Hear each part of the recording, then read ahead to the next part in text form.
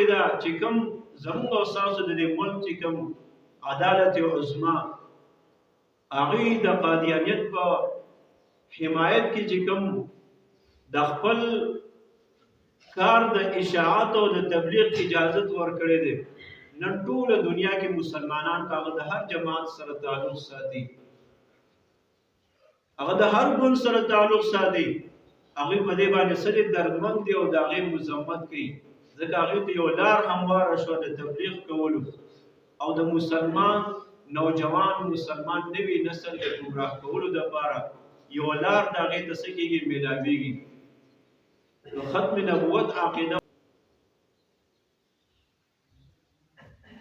او نبی علیه الصلاۃ والسلام په خپل په حدیث مبارک کې د دې یو مثال ورکړي، زما ستا د پوهې دپاره او د دې عظیمې عقیدې د پیژندلو دپاره چې دا خبره ډېر په اسان او په اسان مثال سره موږ ته واضحه شي چې او ختم نبوت عقیده دا څه دي. نبی علیه الصلاۃ والسلام نه وروستو بل نبی راتلو والا نشته،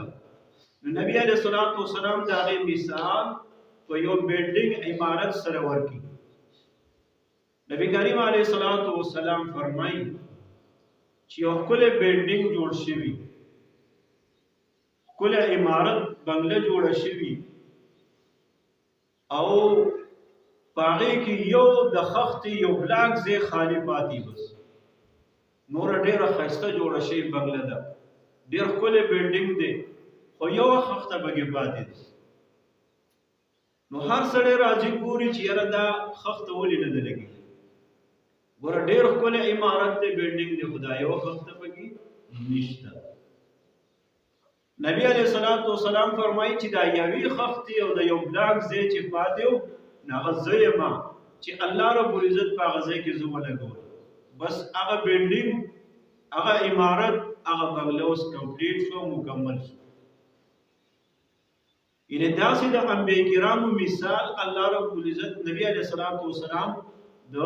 یو بلډینګ او د عمارت ورکړي چې یو نقص پکې بس پاتې نه دی، اوس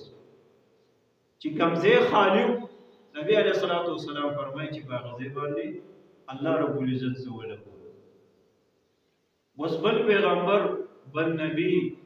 د هغې ضرورت نشته چې هغې بلډینګ کې ولګي.